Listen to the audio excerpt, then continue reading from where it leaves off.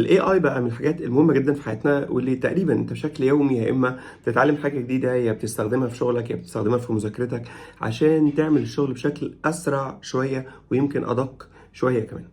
النوت بوك ال ام من التولز المهمه جدا اللي احنا هنتكلم عليها النهارده، اللي هي هتفيدك قوي لو انت شغال في شغل عادي، في شركه او في مشروع او حاجه، وازاي تستخدمه عشان تشتغل بالعقود والدروينجز والسبيسيفيكيشنز. ازاي تستخدمه في مذاكرتك لو انت في اي مرحله بقى، ابتداء من ابتدائي، اعدادي، ثانوي، جامعه. ازاي تحط عليها الماتيريال بتاعت المذاكره ويطلع لك آه، فيديوهات، شرح بالصوت، حاجات مرسومة تفهمها، ها، وبشكل بسيط جدا. او لو انت اب او ام بتذاكر لابنك او بنتك عشان تساعدهم يعني في المذاكرة ان هي تبقى اسهل واجمل كمان. هنتكلم النهارده عن النوت بوك الام. طيب اجيب بقى زي النوت بوك الام دوت. لو انت فتحت الايميل بتاعك اهو في الصفحه بتاعتك هنا، هتيجي هنا فوق خالص على اليمين، هتلاقي فيه النقط اللي هي تحت بعض دي. لما تدوسوا عليها كده، كل دي البرودكتس بتاعت جوجل يعني. طبعا هتلاقي جيميناي اهو قاعد هنا، وبعد كده هتلاقي بقى جوجل درايف وحاجات كده. انت هتنزل تحت لحد ما هتلاقي نوت بوك ال ام. تحديدا لو انت اول مره تشتغل عليه، فممكن ما تلاقيهوش هنا خالص، فتروح دايس على مور فروم جوجل. هيقوم مطلع لك بقى ايه كل البرودكتس بتاعت جوجل. هتبتدي تنزل كده لحد ما هتلاقي هنا كده اهو، تدوس بقى عليهم وتدور، هتلاقي ايه التولز بتاعتك اللي هي اسمها نوت بوك ال ام. اوكي. طيب المهم يعني انت هتنزل لك هنا، تبقى قدامك اهي، هتقوم دايس عليها، هتفتح لك صفحه فيها النوت بوك الام. النوت بوك الام ده عباره عن ايه؟ هو عباره عن اي اي عادي جدا، بس الفرق بينه وبين الشات جي بي تي او جيميناي انه هو ما بيشتغلش على بيانات متخزنه عنده. يعني مثلا انت لو جيت سالت مثلا في اي ماده من المواد اللي بتذاكرها او اي حاجه خاصه بالشغل بتاعك، سالت شات جي بي تي مثلا، هيبتدي يجاوب. هو جايب المعلومات منين؟ من ملايين الداتا اللي متخزنه جواه. طيب نوت بوك ال ام مش كده. نوت بوك ال ام بيقول لك والله بص بقى، انا عشان اديك داتا اكيوريت، اديني المصدر انت. فانت اديني الحاجه اللي انت عايزني ادورك عليها وانا هشقلبها لك. ده ايه نوت بوك ال ام. فهو واخد حته كده لوحده. وعشان كده هو ممكن مثلا لو سألته سؤال عام يقول لك انت بتسألني ايه، فين، مين، اجيب لك الداتا دي منين، فاهم؟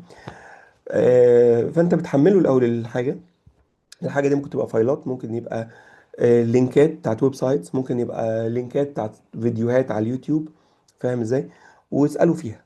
حلو كده. طيب نبدأ منين؟ انت تلاقي الشكل ده هو في الاول، يا اما تعمل هنا كرييت نيو، او تيجي هنا برضو تدوس كرييت نيو. طبعا كل ما تعمل حاجة جديدة بتتخزن هنا اهو، فده بيبقى كل الشغل بتاعك. فتقوم فاتح كده صفحة، وليكن مثلا انت عايز تعمل صفحة لكل مادة مثلا لو انت بتذاكر، او صفحة لكل مشروع، فاهم؟ طيب فتقوم فاتح هنا يقول لك هات لي يا عم البيانات بتاعتك. تقدر تجيب اهو من الويب سايت او اليوتيوب، ممكن تجيب من جوجل درايف. تبعت له اللينك بتاع الدرايف وهو يروح يجيبه. ممكن تعمل كوبي بيست، لو التكست نفسه كوبي بيست، تاخده يعني كوبي وتحطه بيست عنده، كل ده شغال. او تعمل تحميل لويب سايت، لملف من عندك. جميل. طيب هتدوس كده، هيروح هو يقول لك انت عايز تجيب منين. انا كنت مجهز ملف كده، يعني ممكن نبدأ ان احنا نشتغل عليه.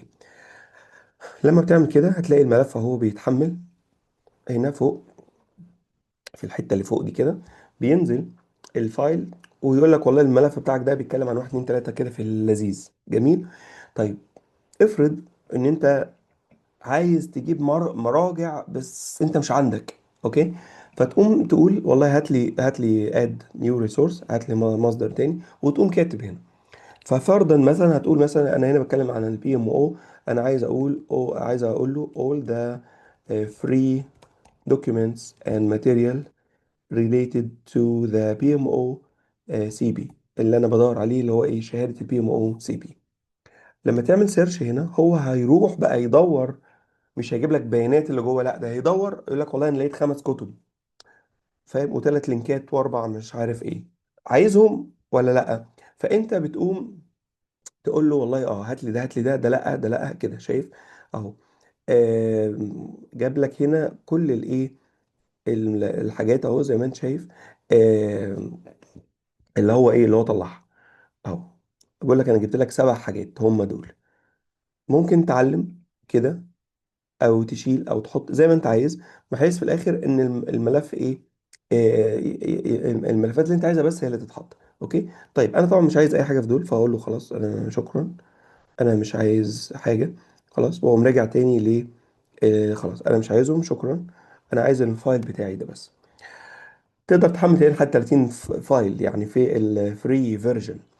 خلاص كده انت عملت الحته الاولانيه بتاعت نوت بوك ال. طيب عايز ايه تاني بقى؟ انت عايز بقى تشتغل بقى. طيب انت ممكن تكون داخل على مذاكره وكتاب كبير فيلخصه لك، وكذلك في المشروعات لو انت عندك مشروع او شغل يلخص لك الدوكيومنت.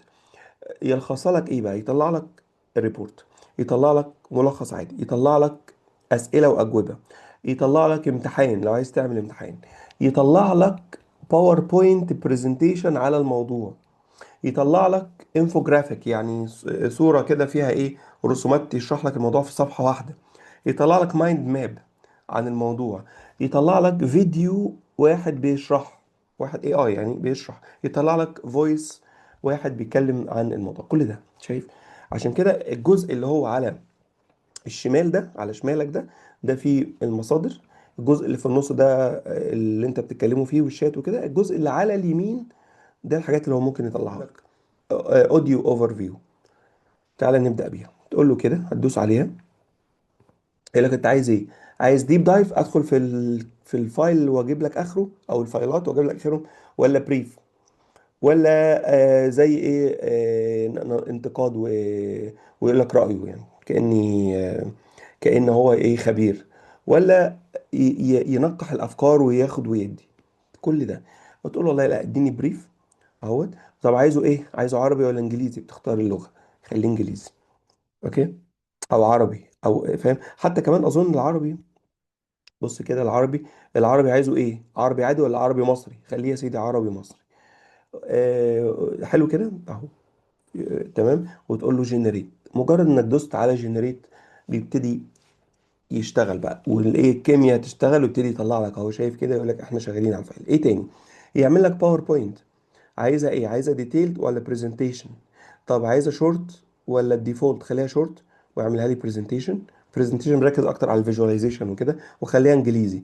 واقول له هنا، اقول له هنا مثلا يوز ذا سيم مثلا تايتلز، يعني ما تالفش في التايتلز عشان ابقى انا عارف انت بتتكلم في ايه. and numbering. and also انا عايز اقول له ايه، انا عايز باك جراوند لونها مثلا فاتح. use light background. اوكي. and fun fun مثلا colorful figures. تمام. generate. هيقوم يبتدي برضو شايف يجنريت. طيب ايه تاني؟ اعمل لي فيديو بقى، فيديو عن الموضوع. طب الفيديو ده يقول لك انت عايز الفيديو ده ايه؟ بريف. احنا عملنا صوت وعملنا برزنتيشن، عايزين نعمل فيديو. يقول لك والله طب الاشكال عايزها عامله ازاي؟ شايف؟ تختار شكل من الاشكال ديت. تقول مثلا والله خلينا في الوايت بورد مثلا كويس. وعايز تكتب تفصيل، اكتب اهو طلع لي. بص، هو كل ده هو شغال، كل ده هو ايه؟ شغال اهوت على اليمين عمال يطلع يجنريت الاوتبوت. تخيل بقى ان انت عندك ماده، وماده رخمه وماده صعبه، ورحت احنا عندنا في الجامعة كنا بنروح لإيه، لواحد أشطر واحد خطه حلو وبيذاكر وبيقعد دايما بيحضر كل المحاضرات، وناخد الأجندة بتاعته وكشكول نصوره. كأن ده بيعمل كده. طب إيه تاني؟ تقول له بقى بص أنا عايز أفصص الكلام ده، الفايل ده أو الشابترز دي، أنا عايز أعرف بس أبدأ منين وأروح فين. اعمل لي مايند ماب أهو، يطلع لك مايند ماب. طيب إيه تاني؟ طب لو فرضا بقى في المشاريع أكتر بنستخدم ريبورتات. انا عايز ريبورت مثلا اهو. لو فرضنا ان انت مثلا حاطط تقرير او كونتراكت او حاجه، فتقول له طلع لي ريبورت. عايز اعمل مثلا ايه، سمري ريبورت to the top management مثلا، to the top management showing the main ideas and مثلا information. اوكي. يبتدي generate ريبورت، تقرير.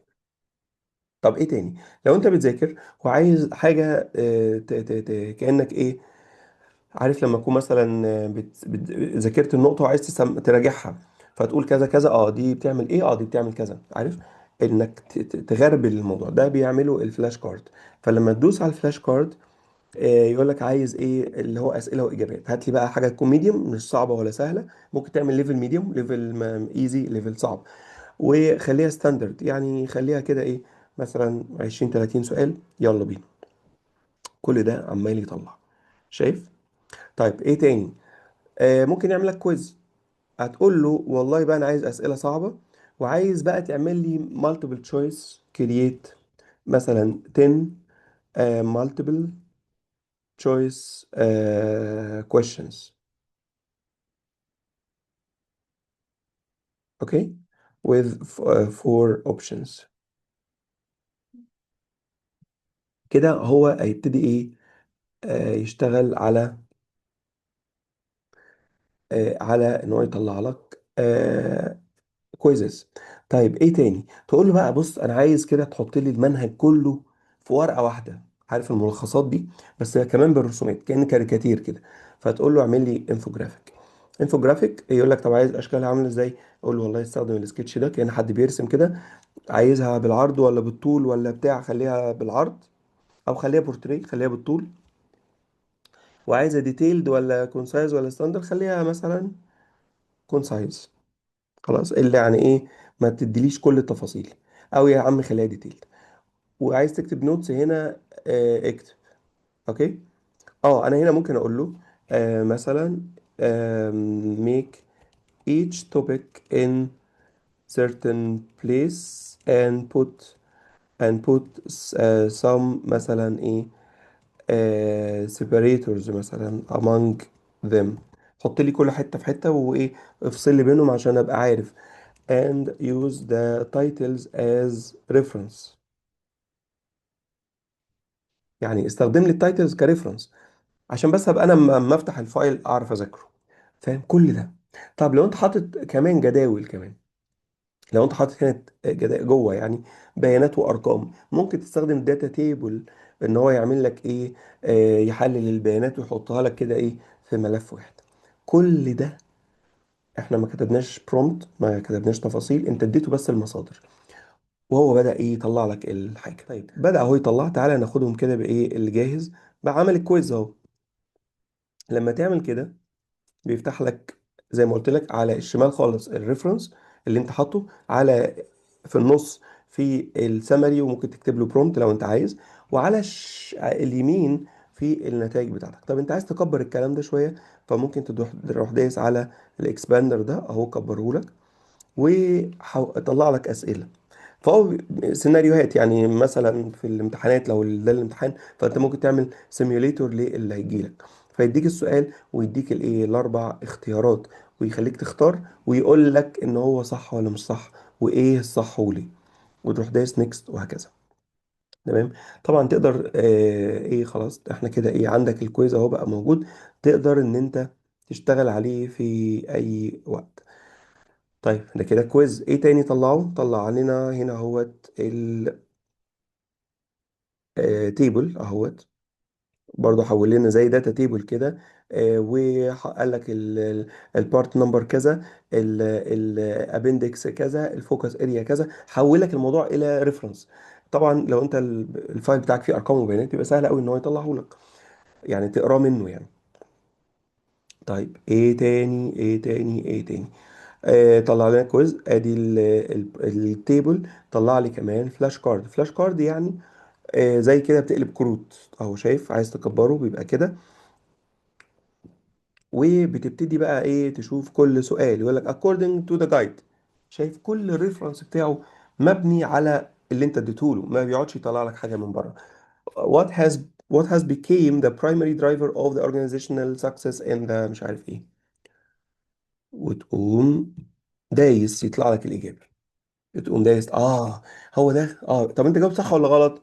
ده انا جاوبت صح، تروح دايس على علامه صح، يقول لك صح. خلاص يعني كده كأنك انت بتراجع لنفسك يعني. طيب كذا كذا كذا اند ايه، تقوم مجاوب في دماغك. طيب انت جاوبت غلط، وتقوم شايف الايه البتاع، وتشوف كده جاوب صح ولا غلط وهكذا. وتقعد بقى ايه، تمشي تمشي تمشي لحد ما تخلص 50. ده من داخل 50. انت ممكن تقول له لا يا عم اعمل لي مثلا 20 ولا حاجه. طيب ده كده طبعا السهم كده بيكبر، وده كده ايه بيصغر. طيب ايه تاني؟ طلع لي اهوت. ودي بقى حاجه ايه الفاكهه بقى بتاعت الموضوع. طلع لك برزنتيشن جاهزه. برزنتيشن جاهزه. اهو بيقول لك ايه اسمه PMOCP كورس انترودكشن. وبعدين خلي بالك احنا اخترنا ستايل رسومات اللي هو ده. انت ممكن تغير ستايل الرسومات يديك اشكال تانية جميلة برضو. والله هو ده بيربط بين كذا وكذا فعلا.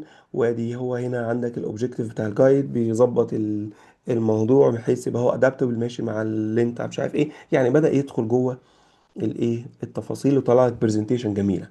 طيب ده AI فممكن يغلط. والله انا عندي بقى هنا كومنت، عايز اعدل حاجة، عايز اغير شكل. فتروح دايس على ريفايز. دي بقى المتعة ها. لما تدوس على ريفايز تقول له والله الكلام ده زي الفل يا عم الحاج، بس اقول له مثلا please change the figure مثلا. اوكي.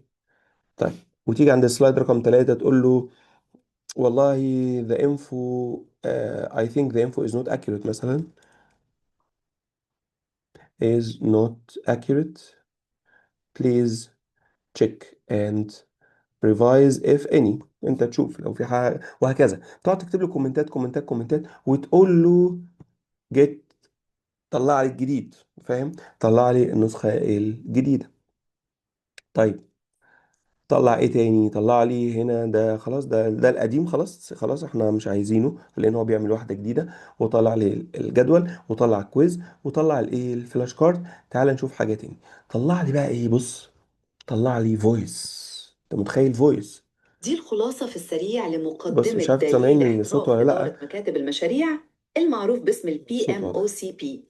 الدليل ده بقى جاي يحل مشكلة. بص يا سيدي، طلع لك فويس مدته دقيقة و57 ثانية. الزتونة. الله، طب ما ده قليل قوي. ايوه ما احنا اللي مختارين ان هو يبقى قليل. لو تفتكر انت ممكن تختار حاجة اطول. مش بس كده كمان، ده هو هتلاقي غالبا في واحد تاني يدخل يتكلم مع اتنين يكلموا كأنهم بياخدوا ويدوا مع بعض. طيب كل ده في الفري اديشن. وبالتالي سهل عليك كل حاجه بقى انت بتعملها كمذاكره كامتحانات بتاع الكتب اللي كانت قد كده تخلص معاك.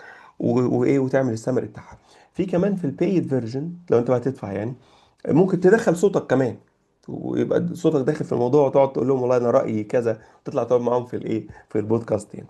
تمام. اللي وهو ايه بنشوفها كتير حد يسمعني دلوقتي ويقول لي إيه يا عم دي مجرد نظريات أكاديمية ملهاش أي دعم. برضو خلي بالك بيتكلم لغه مصريه. انا قلت له اتكلم باللغه الايه العاميه المصريه. طيب ايه تاني؟ طلع لي ايه تاني؟ طلع لي هنا بص الايه المايند ماب. يعني حلل لي بقى بص عامله ازاي. بدأ الاول بعد كده يبتدي يفتح بعد كده يبتدي يفتح طول ما انت ايه طول ما انت ماشي. فتقول والله الكورس ده اللي هو انا اديته الانترودكشن بس يعني. طب ده عباره عن ايه؟ بيتكلم عن الاوبجكتيف. الاوبجكتيف بيتكلم عن الالاينمنت والمش عارف ايه ايه وايه وايه. طيب وهنا مين التارجت اودينس؟ دول التارجت اودينس. كل واحد من دول طبعا لو دوست كده يقول لك والله دي موجوده في المكان الفلاني يعني كريفرنس اهو. وعايز تفاصيل بقى تعالى اشرحها لك يعني كمان. وطبعا تقدر تنزل ديت كصوره. يعني مثلا عايز تفتحها كلها افتحها اهوت. طبعا الصوره تبقى صغيره. لو عايز تنزلها كاكتر من داونلود يعني هنا هنداونلود اللاير ده. فخلاص عملنا داونلود الحته دي بس اللي هي تقدر تنزل معاك.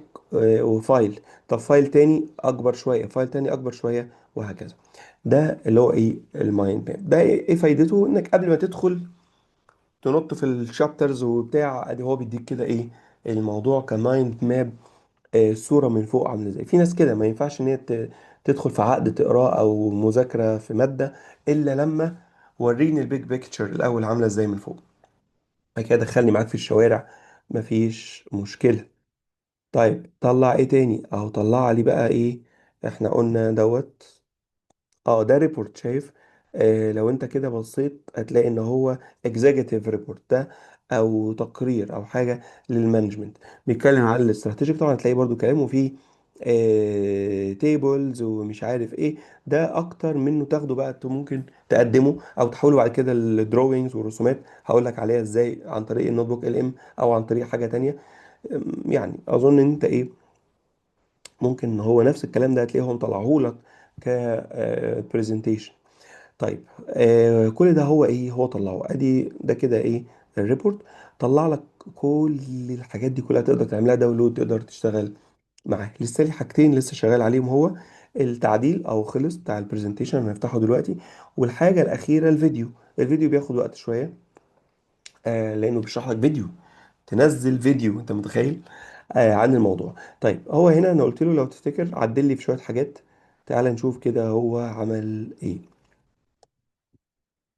آه ماشي، انا قلت له عدل في دي وعدل في دي، هو استخدم ايه من نفس الشكل. ممكن بقى تلاقي عدل حاجات صغيره او حاجه بس هو ايه، اما انت بتقول له على حاجه بيظبطها وبيعدلها معاك.